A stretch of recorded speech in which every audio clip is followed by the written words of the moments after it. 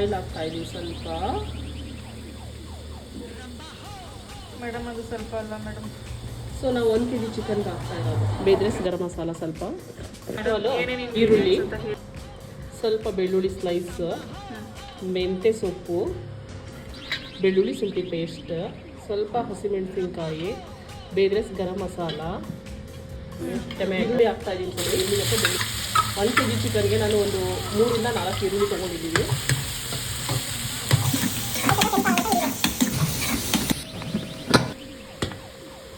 Madam ಇದಕ್ಕೆ ಏನೇನಂತ ಹೇಳಿಲ್ಲ ನೀವು, ವಿಡಿಯೋ ರೆಕಾರ್ಡ್ ಮಾಡೋದು ಮರ್ತು ಬಿಟ್ರಾ?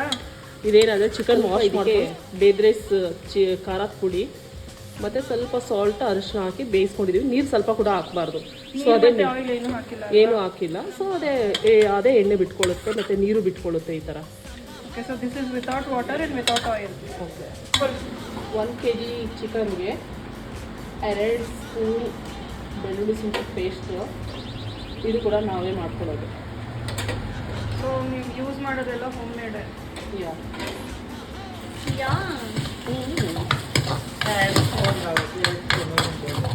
ಇದನ್ನು ಸ್ವಲ್ಪ ಚೆನ್ನಾಗಿ ಫ್ರೈ ಮಾಡ್ಕೋಬೇಕು.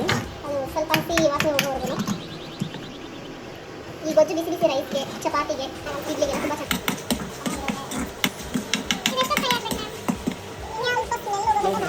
ಇದಕ್ಕೆ ಸ್ವಲ್ಪ ಬೇದ್ರೆ ಪಲಾವ್ ಮಸಾಲ ಆ್ಯಡ್ ಮಾಡ್ತಾ ಇರ್ತೀನಿ. ತುಂಬ ಚೆನ್ನಾಗಿರುತ್ತೆ ಇದು. ಸ್ವಲ್ಪ ಹಾಕಿದ್ರೆ ಇದರಲ್ಲಿ ಗರಂ ಮಸಾಲ ಎಲ್ಲ ಇರುತ್ತೆ.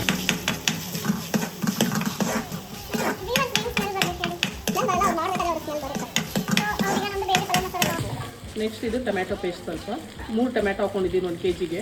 ಗ್ರೇನ್ ಮಾಡ್ಕೊಂಡಿದ್ದೀನಿ. ಟೇಸ್ಟ್ ಬರೋದು ಅಂದರೆ ಗ್ರೇವಿ ಬಂದರೆ ಎಲ್ಲ ಚೆನ್ನಾಗಿರುತ್ತಲ್ಲ.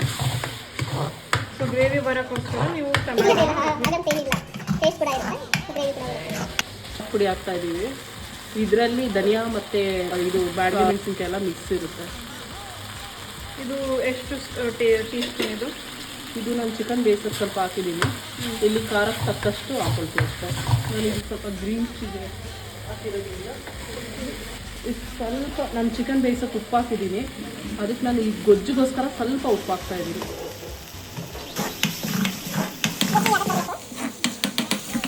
ಅಲ್ಲ ನಾವೇ ಮೇಡಮ್ ನಿಮ್ಮ ಹೋಟ್ಲಲ್ಲಿರೋದು? ನಮ್ಮ ಹೋಟೆಲ್ ಬಂದು ಹುಣಸೂರಲ್ಲಿ ಬರೋದು.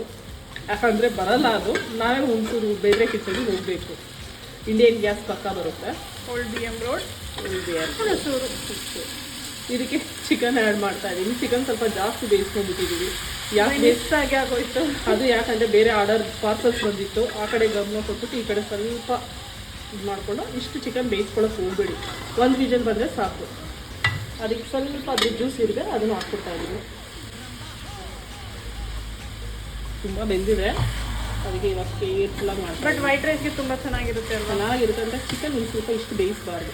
ಒಂದು ಆರ್ಡರ್ಸ್ ಬಂದ್ಬಿಟ್ಟು ಇರೋದ್ರಿಂದ ಆ ಕಡೆ ಗಮನ ಕೊಟ್ಟು ಈ ಕಡೆ ಸ್ವಲ್ಪ ಬೆಂದಿದೆ. So guys, the lesson is ಯಾವತ್ತೂ ವಿಡಿಯೋ ಹಾಕ್ಬೇಕಾದ್ರೆ ಪರ್ಫೆಕ್ಟ್ ವಿಡಿಯೋ ಹಾಕ್ಬೇಕಂತಾನೆ ಇಲ್ಲ.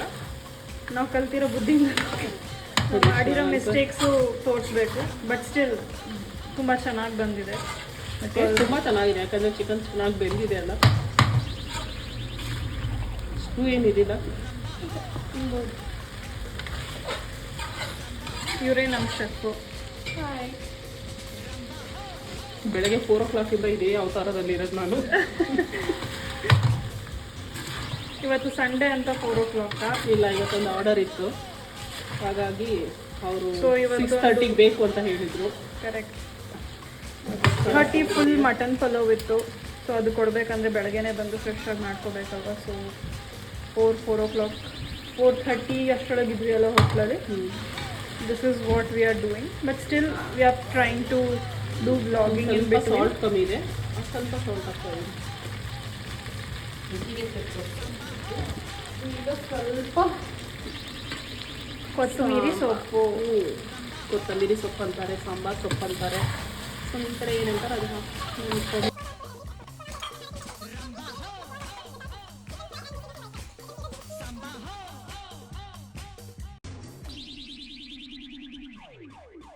Ramba ho!